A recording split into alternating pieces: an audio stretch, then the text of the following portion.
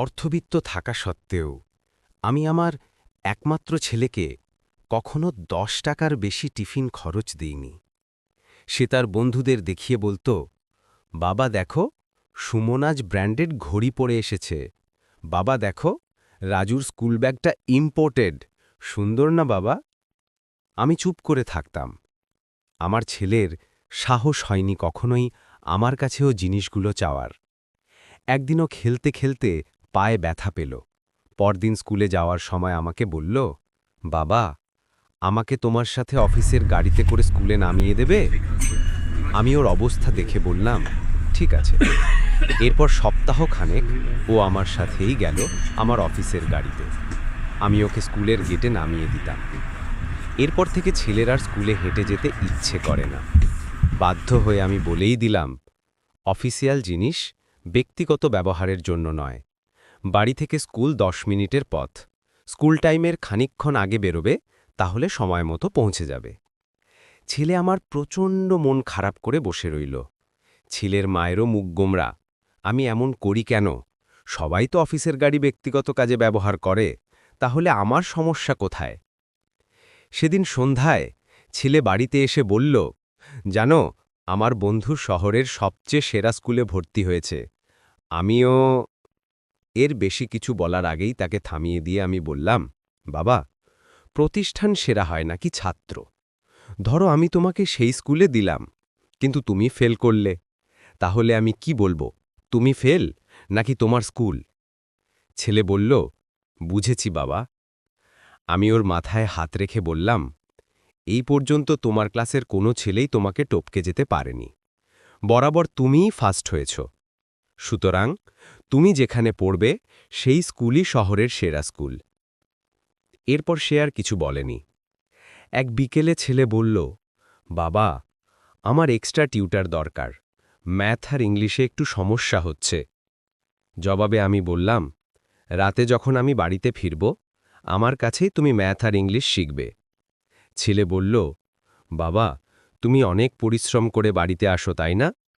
আমি হেসে বললাম, বাবা, আমার এত সামর্থ্য নেই তোমাকে এক্সট্রা টিউটার দেওয়ার, আমি বরং একটু কষ্ট করি, কি বলো?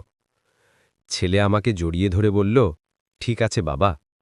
আমার স্ত্রী রাতে ঘুমাতে গিয়ে আমাকে জিজ্ঞাসা করল, তুমি এরকম 10টা টিউটার রাখতে পারো, তাহলে ছেলেকে ওই কথাগুলো বললে কেন? আমি বললাম, আমি চাই আমার সন্তান বুঝুক আরাম করে কিছু পাওয়া যায় না, মানুষের জীবনে অভাব আসলে তা কিভাবে মোকাবিলা করতে হয় সেটা শিখুক। আমার স্ত্রী চুপ হয়ে গেল। মাঝে মাঝে আমি আমার ছেলেকে নিয়ে ফুটপাতে হাঁটি। পথশিশু থেকে শুরু করে বিভিন্ন শ্রেণী পেশার মানুষের সম্পর্কে ধারণা দিই। সে জানুক, পৃথিবী শুধু চিন্তায় সুন্দর, বাস্তবে খুব কঠিন। চাওয়া মাত্রই কিছু তাকে আমি কখনো দেই না। একদিন সে বলেছিল, বাবা, তুমি এরকম কেন? আমি জবাব দিয়েছিলাম, সময় হলে বুঝবে। একবার সে বায়না ধরল ইলিশ মাছ খাবে। আমি বললাম, টাকা তো কম, তোমার কাছে কিছু আছে? থাকলে ইলিশ আনা যাবে। ছেলে আমার হাতে 50টা 10 টাকার নোট বের করে দিল। আমি অবাক হয়ে বললাম, তুমি খরচ করোনি? সে মুচকি হেসে বলল, না বাবা, জমিয়েছি। আমার এক বন্ধু মাঝে মাঝে স্কুলে না খেয়ে আসে, আসলে ও খুব অসহায়। আমি ওকে ক্ষুধার্ত দেখলেই বুঝতে পারি, তখন ওকে সাথে নিয়ে খাই। অন্যান্য দিন সব টাকা খরচ করি না, জমিয়ে রাখি, কারণ বাড়ি থেকে তোমরা যা দাও তা প্রয়োজনের থেকেও অনেক বেশি। কিছু মানুষ তো সামান্যটুকুও পায় না। আমি ছেলের দিকে অবাক হয়ে তাকিয়েছিলাম।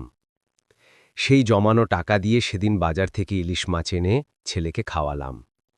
এভাবে ইচ্ছে করেই মাঝে মাঝে ছেলেকে অভাব অনুভব করাতাম, যাতে সে বোঝে জীবনটা কঠিন, অনেক কঠিন। একবার মার্কেটে গিয়ে তাকে বললাম, সাধ্যের মধ্যে কিনতে। সে একটা প্যান্ট নিল। শুধু আর কিছু লাগবে কিনা জিজ্ঞাসা করলে বলল, তোমার জন্য পাঞ্জাবি আর মায়ের জন্য শাড়ি নাও। আমি হাসলাম। সে বুঝতে শিখেছে টাকা কিভাবে খরচ করতে হয়। একদিন সন্ধ্যায় আমি চা খাচ্ছিলাম।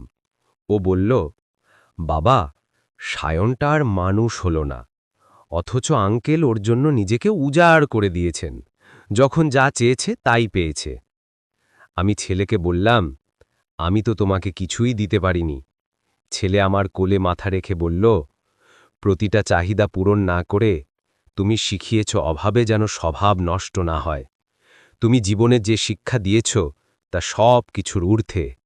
তুমি শিখিয়েছ অভাবকে কিভাবে ভালোবাসতে হয়।